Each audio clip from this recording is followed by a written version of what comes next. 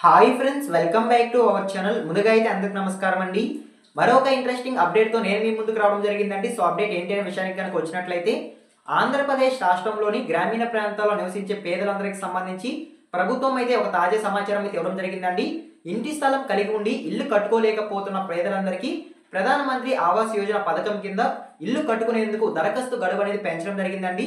దరఖాస్తు గడువు ఏ తేదీ వరకు ఉంది, ఎక్కడికి వెళ్ళి దరఖాస్తు చేసుకోవాల్సి ఉంటుంది, అర్హతలు ఏ విధంగా ఉంటాయి, రిక్వైర్డ్ డాక్యుమెంట్స్ ఏం కావాలి అనేటువంటి పూర్తి సమాచారం తెలియజేస్తాను. వీడియోని ఎక్కడ స్కిప్ చేయకుండా చూడండి, అప్పుడే మీకు పూర్తి సమాచారం అందుతుంది. మన ఛానల్ ఎవరైనా ఫస్ట్ టైం చూస్తుంటే ఛానల్ చూసి కంటెంట్ నచ్చినట్లయితే సబ్స్క్రైబ్ చేసుకుని పక్కనే ఉన్న బెల్ ఐకాన్ ఆన్లో పెట్టుకోండి. సో ఇక లేట్ చేయకుండా డైరెక్ట్గా వీడియోలోకి అయితే వెళ్ళిపోదామండి. వీడియోలో భాగంగా ముందుగా చూసుకున్నట్లయితే కేంద్ర ప్రభుత్వం ప్రవేశపెట్టిన ప్రధానమంత్రి ఆవాస్ యోజన ఈ యొక్క పథకం కింద ఇల్లు నిర్మించుకునేందుకు అత్యంత ముఖ్యమైన అప్డేట్ అయితే రావడం జరిగిందండి. దరఖాస్తు గడువు ఇప్పుడు 14/12/2025 వరకు పెంచినట్లయితే సమాచారం అండి. రీసెంట్గా చూసుకున్నట్లయితే ఆంధ్రప్రదేశ్ రాష్ట్ర వ్యాప్తంగా గ్రామీణ ప్రాంతాల్లో ఉండే ప్రజలు యొక్క ప్రధానమంత్రి ఆవాస్ యోజన గ్రామీణ పథకానికి దరఖాస్తు చేసుకోవడానికి నవంబర్ 30వ తేదీ వరకు గడువు అయితే పెంచడం జరిగింది కేంద్ర ప్రభుత్వం అయితే. ఇప్పుడు తాజాగా ఈ యొక్క గడువు అనేది మరింత పొడిగించినట్లయితే సమాచారం అండి.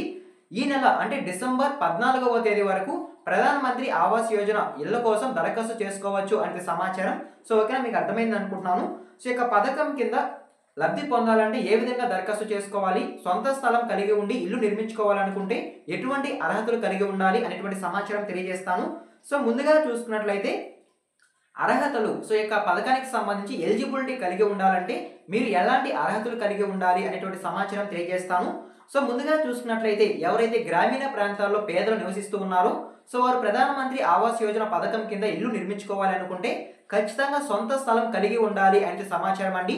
ఎవరైతే సొంత స్థలం కలిగి ఉండి ఆర్థిక పరిస్థితుల వల్ల ఇల్లు కట్టుకోలేకపోతున్నారో వారికి మాత్రమే ఈ యొక్క పథకం కింద అవకాశం అనేది సమాచారం అండి. ఖచ్చితంగా సొంత స్థలం ల్యాండ్ కలిగి ఉండే వారికి మాత్రమే ఈ పథకం కింద దరఖాస్తు చేసుకునేందుకు అవకాశం అయితే ఉంటుంది. అదే విధంగా నెక్స్ట్ చూసుకున్నట్లయితే ఇల్లు లేని కుటుంబాలు మాత్రమే ఈ యొక్క పథకానికి అర్హత కలిగి ఉంటారు అనేది సమాచారం అండి. ఇప్పుడు కానీ లేదా గత ప్రభుత్వంలో కానీ ఎవరైనా సరే ఆంధ్రప్రదేశ్ రాష్ట్రంలో ఇల్లు కనుక ఉండినట్లయితే వారి యొక్క పథకానికి అనర్హులు అనేది సమాచారం అండి. ఎవరైతే ఇల్లు పొందలేదో వాళ్ళు మాత్రమే ఈ యొక్క పథకానికి ప్రెసెంట్ అర్హులు అనేది సమాచారం.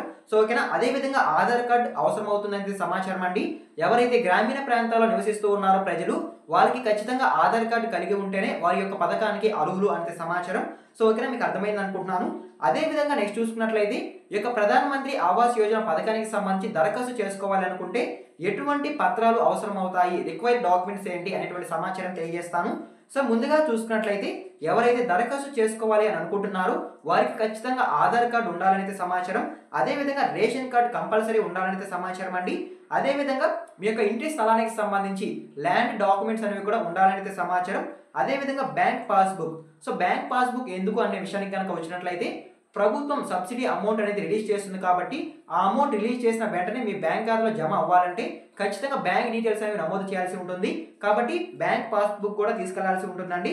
సో అదేవిధంగా మీ యొక్క ల్యాండ్కి సంబంధించి మీ యొక్క సైట్కి సంబంధించి ఫోటోలు అనేవి కూడా తీసుకెళ్లాల్సి ఉంటుందని సమాచారం. సో ఓకేనా, దానితో పాటు అప్లికేషన్ ఫామ్, ఈ రకమైన డాక్యుమెంట్స్ అనేవి ఈ పథకానికి అవసరం అవుతాయి అంటే సమాచారం అండి.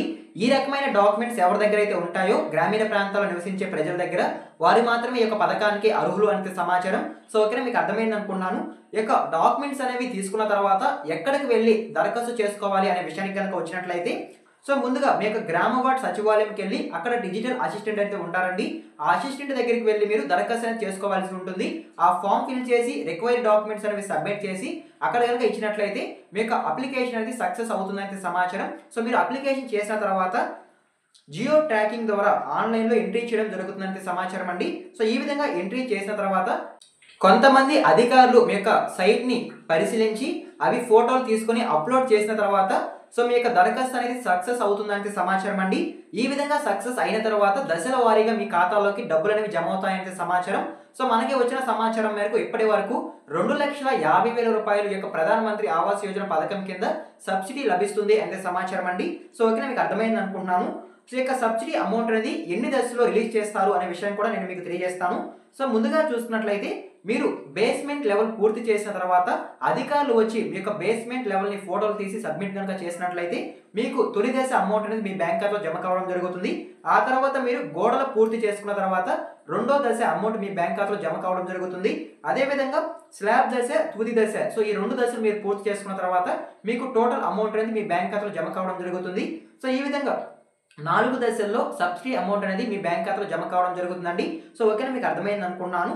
సో ఈ విధంగా ప్రధానమంత్రి ఆవాస్ యోజన గ్రామీణ పథకానికి సంబంధించి దరఖాస్తు గడువు అనేది పెంచడం జరిగింది. సో ఎవరైతే ఆంధ్రప్రదేశ్ రాష్ట్రంలో గ్రామీణ ప్రాంతాల్లో నివసించే పేదలు ఉంటారో, సొంత స్థలం కలిగి ఉండి ఇల్లు కట్టుకోలేకపోతున్నారు, వారికి ఇది ఒక గొప్ప అవకాశం అనేది చెప్పుకోవచ్చండి. ప్రభుత్వమే సబ్సిడీ అమౌంట్తో మీకు ఇల్లు అనేది నిర్మించి ఇవ్వడం జరుగుతుంది.